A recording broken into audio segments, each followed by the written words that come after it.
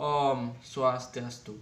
Di sini saya sebagai moderator dari kelompok 10 mata kuliah Manajemen Sumber Daya Manusia dengan dosen pengampu Gusti Alit Suputra SE MM. Adapun nama anggota dari kelompok kami yaitu dengan saya sendiri Putu Yoga Swastika dengan NIM 210 2014 163. Yang kedua yaitu dengan nama Iputu Danan Saputra dengan NIM 210 2014 253. Yang ketiga yaitu dengan I Gusti Ngurah Damar Widjana dengan NIM 210 2014 257. Yang keempat yaitu dengan nama I Gusti Ngurah Sentanu Mahaputra dengan NIM 210 2014 235. Yang terakhir yaitu dengan nama Iwayan Dedi Antara Putra dengan NIM 210 2014 301. Baik, materi yang kita presentasikan pada hari ini yaitu hubungan ketenaga kerjaan. Gerakan ketenaga kerjaan. Ketenaga kerjaan merupakan segala sesuatu yang berhubungan dengan tenaga kerja.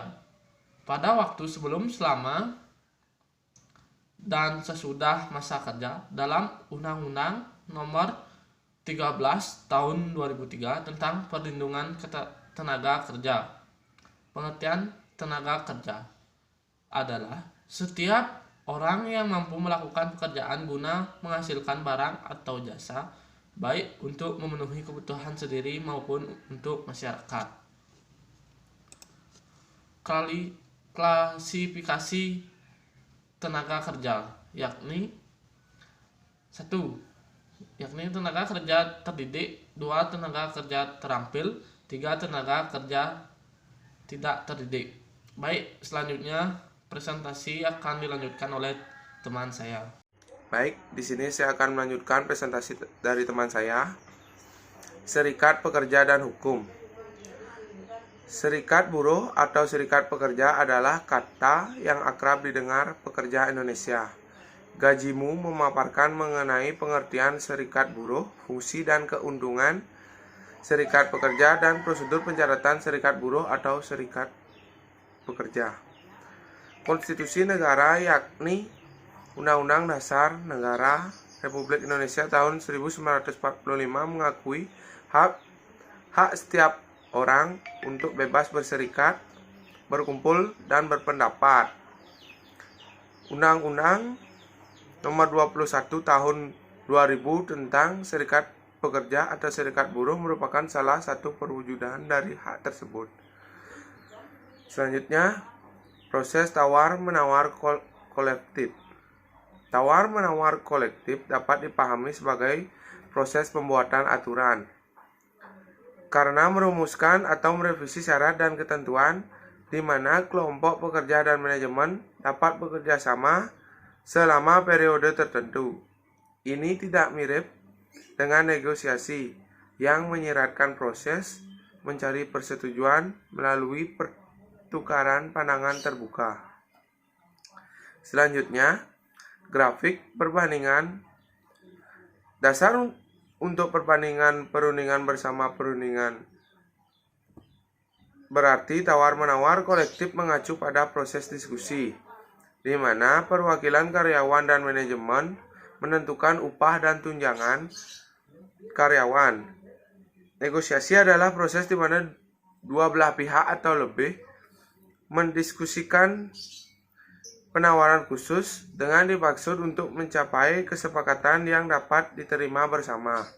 Baik, selanjutnya akan dilanjutkan oleh teman saya.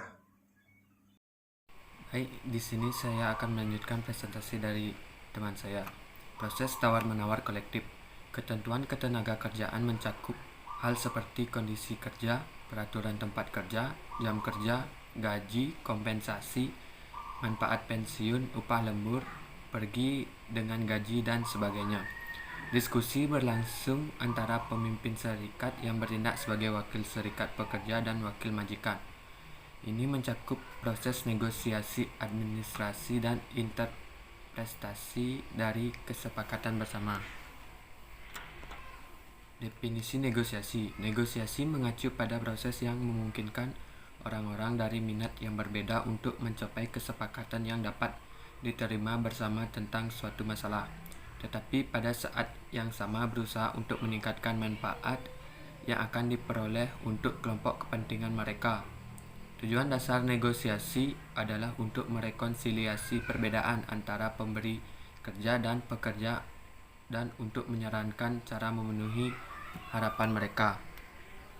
Pemahaman perselisihan dan kelebihan. Perselisihan antar serikat pekerja atau serikat buruh adalah perselisihan antara serikat pekerja atau serikat buruh dengan serikat pekerja atau serikat buruh lain hanya dalam satu perusahaan. Karena tidak adanya persesuaian paham mengenai keanggotaan, pelaksanaan hak, dan kewajiban keserikat pekerjaan. Baik, di sini saya akan melanjutkan presentasi yang dijelaskan oleh rekan saya, yaitu tentang jenis-jenis perusahaan dalam tenaga kerjaan.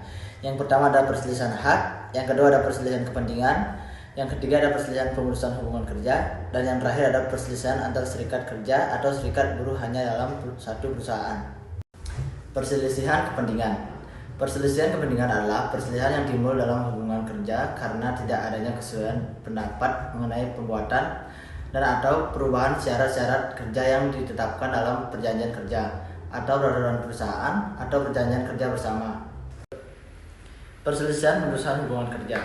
Perselisihan pengurusan hubungan kerja adalah perselisihan yang timbul karena tidak adanya kesesuaian pendapat mengenai pengakhiran hubungan kerja yang dilakukan oleh salah satu pihak. Perselisihan antara serikat pekerja atau serikat buruh adalah perselisihan antara serikat pekerja, serikat buruh dengan serikat pekerja atau serikat buruh lainnya hanya dalam satu perusahaan karena tidak adanya perusahaan paham mengenai keanggotaan, pelaksanaan hak dan kewajiban keserikatan pekerja. Baik, selanjutnya akan dilanjutkan oleh rekan saya. Akan melanjutkan presentasi dari teman saya, yaitu tentang definisi dari kelebihan. Dalam meningkatkan cakupan bisnis, perusahaan perlu berfokus dalam mengembangkan bisnisnya. Utamanya, perusahaan perlu dalam mengoptimalkan arus kas yang masuk dalam meningkatkan pertumbuhan yang maksimal. Salah satu untuk meningkatkan pertumbuhan yang maksimal terhadap suatu bisnis adalah menggunakan layanan tenaga kerja dan ahli daya. Kelebihan dalam menggunakan layanan tenaga kerja ahli daya dapat mengurangi biaya rekrutmen karyawan. Perusahaan tidak lagi memerlukan biaya yang lebih dalam melakukan rekrutmen karyawan, sebab perusahaan menyediakan jasa ahli daya yang akan menyediakan tenaga kerja profesional. Dalam membantu operasional, perusahaan tidak lagi memerlukan anggaran biaya untuk pelatihan perusahaan. Penyedia jasa akan menyediakan tenaga ahli daya yang berpengalaman sesuai dengan tenaga yang dibutuhkan seperti jasa call center. Perusahaan tidak perlu lagi menganggarkan biaya untuk pelatihan kepada karyawan. Kesimpulan, hukuman ketenagakerjaan lahir dari pelindungan bagi pemikiran untuk memberikan perlindungan bagi para pihak, terutama pekerja sebagai pihak yang lemah, dan keadilan sosial dalam hubungan kerja di antara pihak yang memiliki persamaan dan perbedaan yang cukup besar. Tujuan keadilan sosial di bidang kedudukannya, namun dalam praktek kemampuan dari pihak perusahaan dalam pemenuhan hak-hak pekerja. Baik, sekian dari presentasi dari kelompok 10. Apabila ada salah kata, kami dari kelompok 10 mohon maaf sebesar-besarnya. Saya tutup dengan Pramo Santi. Om Santi Santi Santi.